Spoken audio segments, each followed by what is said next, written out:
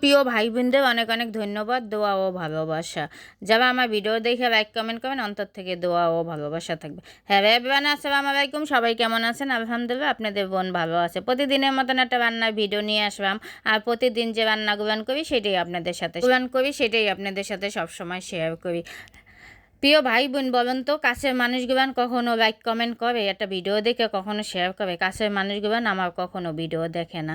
আমার এই জীবনে একটা দুঃখ থাইকে যাইবে। যাই হোক, কেউ ভালোবাসে না এই পৃথিবীতে শুধু সৃষ্টিকর্তা বানাইছে সে দুঃখ দেওয়ার জন্য। আর সে সবার থেকে কষ্ট দেয় আমাকে। আমার যে বানাইছে সে তো কষ্ট দিয়ে এই দুনিয়াতে পাঠাইছে। ভাগ্যটা এত খারাপ, জন্মের থেকেই আমার ভাগ্যটা অনেক খারাপ।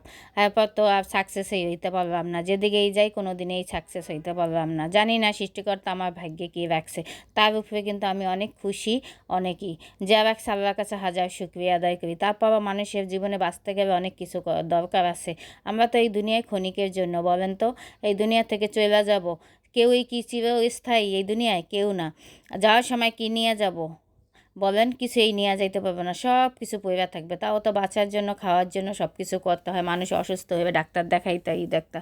প্রিয় ভাই বোন, বলেন তো, কতদিন হইতে ভিডিও বানাই, একটা ভিডিও ভাইরাল হয় না। আপনারা আমার একটু বেশি বেশি ভিডিওগুলো একটু শেয়ার করে দেবেন, একটু সাপোর্ট দেবেন। আপনাদের বোন হিসাবে বলি, সবসময় আপনাদের কাছে আমি অনেক রিকোয়েস্ট করি, আমার ভিডিওগুলো সবাই দেখে অবশ্যই করবেন। আপনাদের ভিডিওগুলো আমি যখন সামনে আসবে আমি দেখে লাইক কমেন্ট করব। প্রিয় ভাই বোন, বলেন তো, এই পৃথিবীতে যার কেউ থাকে না, তার শুধু আল্লাহই থাকে। তারপর আল্লাহ আমাকে এত কষ্ট দেয় জানি না। আল্লাহ উপরে তো ভরসা রাখি সবসময়। সে যা করে তা ভালোর জন্যই করে, বান্দার মঙ্গলের জন্যই করে। তার উপরে তো ভরসা রাখি, তারপর সে এত কষ্ট দেয়। তার কত কষ্ট দেবে? জীবনের অর্ধেক জীবন তো গেল গা, বাকি জীবনে আর কয়দিন এই দুনিয়াতে থাকবো জানি না। জানি কোন দিন ডাক দেয়, সেই ডাকে সাড়া দিয়ে চলে যাইতে হয়। কিন্তু স্বপ্ন তো থাইকেই গেল। প্রতিটা মানুষের মধ্যে একটা স্বপ্ন থাকে, একটা আশা থাকে, একটু ভালোভাবে বাঁচা, একটু সুন্দর মতন এই সুন্দর পৃথিবীটা বলেন তো, আমাদের এই সুন্দর পৃথিবীতে সবাই তো একটু সুন্দরভাবে বাঁচতে চায়। সবসময় আমি সৃষ্টিকর্তার কাছে বলি যে, সৃষ্টিকর্তা আমাকে তুমি সুস্থ রাখো, আমাকে সুস্থতা দান করো। আমার না সবসময় আমি মানসিক টেনশন করি, আমি একটা সন্তানের টেনশন করি, আমার নিজের টেনশন করি, কত টেনশন যাইছে পরে আগে বুঝি নাই। কিন্তু এই 2008 থেকে যখন 17 সাল, তো আমার জীবনে কোনো টেনশন ছিল না। টেনশন জিনিসটা কী ছিল সেটাই বুঝতাম না।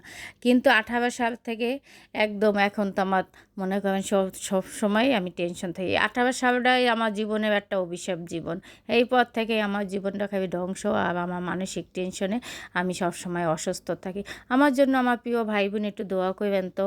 কার দোয়া কখন সৃষ্টিকর্তা কবুল করে দেয় জানি না, অবশ্যই দোয়া করবে। আমি সবার জন্য দোয়া করি, হাঁটতে বইতে। যে আমার শত্রু, তার জন্য আমি সব সময় দোয়া করি সে ভালো থাকুক। জানি না আমার অজান্তে কি শত্রু আছে। মানুষ চলার পথে তো শত্রু থাকে, কেউ ভালো কেউ দেখতে পাবে না, শত্রু তো অবশ্যই থাকতে পারে। তার জন্য আমি দোয়া করি যে সে ভালো থাকুক, না আমি শত্রুতারই করবে কেন? তো সৃষ্টিকর্তার উপর আমার অনেক ভরসা, সে কী করবে তার জন্যই অপেক্ষায় থাকি। নিশ্চয়ই সে সামনে আমার কোনো ভালো কিছু রাখছে। ভালো এইটা করতে করতে এই জীবনটা শেষ হইয়া গেল।